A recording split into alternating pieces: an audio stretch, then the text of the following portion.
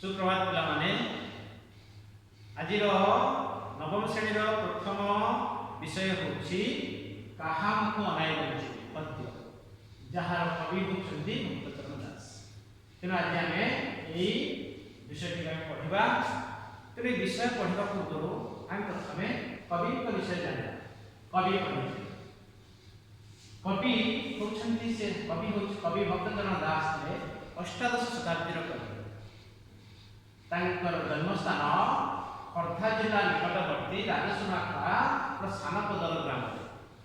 तांकर पिलादिनर नाम थिला बैरागी चरण पट्टनायक एवं से वैष्णव धर्म दीक्षा नेला परे तांकर नाम परिवर्तन करी से भक्तचरण दास नाम परिचित एवं सेतिर जणे भक्ति भावपूर्ण तांकर प्रत्येक साहित्य रे हम देखिबा भक्ति भाव उपुटी उठिछि एवं से जो साहित्य कृति मान देखि ओडिया साहित्य भंडार को उद्घाटन करछन्ती सेगुडी के भितर मनोभक्ति दिशा उपमंगल मन शिक्षा और मथुरामंगल आदि काव्यभूत कथा हबे।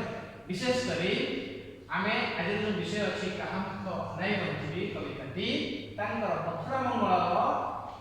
मथुरामंगल राशि अछि।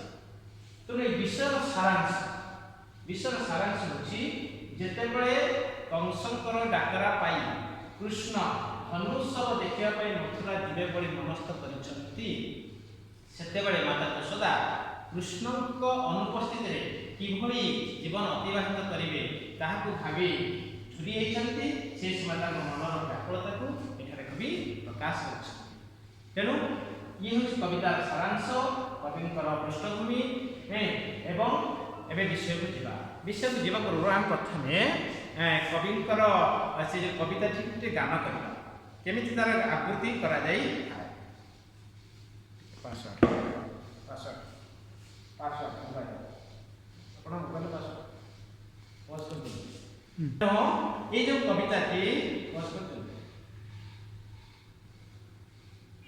ये जो कविता थी हमें दिबा तांकर कविता थी लेखाई छी राग बराड़ी पहाड़ा बसंत वृत्तरे। ओके तेनो से कविता थी हम पढ़िबा। अरे बाबू श्याम मखन तू गले मधुबन कहा मुख अनाई।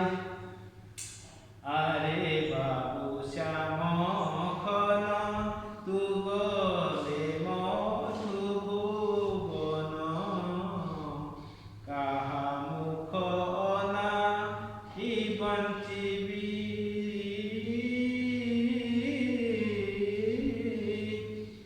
हे दश दिग शून्य अथिर हे जीवन निशी दिवसरे झुरुथिबी रे जीव धन जीवन बिहुने जेन्हे छस राजा बिने जेन्हे ग्राम देश रे जीव धन।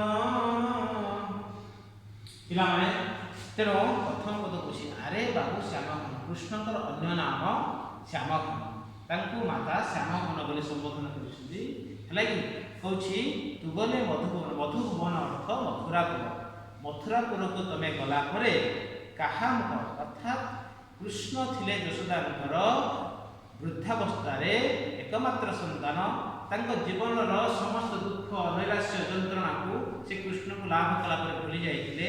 तो तांको बिना गोटी मुहूर्त बंचवा तांको पक्षे संभव नथिला। जेतेबेले से मथुरा को दिबे बोली भाबिछंती सेतेबेले कृष्ण यशोदा मनरे ये व्याकुलता सृष्टि तुमे चली गला परे मथुरापुर को मधुपुर को ताहले कहा मुख अनाई बंची पुणी को हेब दश दिग शून्य। हाँ 10 दिग आम 10 दिग हो 10 दिग 10टी दिग पूर्व पश्चिम उत्तर दक्षिण ईशान्य अग्नि नैऋत्य वायु ऊर्ध्व तेरे 10 दिग हाँ संपूर्ण मतलब शून्य हो जीवन पूरा अथिर हो अस्तव्यस्त हो पड़ो। निशी दिवस निशी है राति दिवस है दिन निशी दिवस रे कौन ना तोते मु समरी होती झुरी होती हे जीवधन तो बिना गोटे मुहूर्त बंची पारि केमिति मो जीवन हब तो बिना ना माछ बिना जल बिना माछर जीवन जेमिति हुए ठीक से भली तो बिना मोर जीवन सेमिति हब अर्थात जल पाइले माछटी छटपट हो मरी जाए से भली तोर अनुपस्थिति रे छटपट हो मरी जेबी या ही माता यशोदा कृष्ण को जनाई अर्थात मन मातृहृदय वात्सल्य प्रेम ए प्रकटित होछि हैं पिला माने परवर्ती कालांश रे आम अन्य पदगुड़ी को आलोचना करिबा ताहा पार्ट 1 पार्ट 2 हो जिवो तेनो आज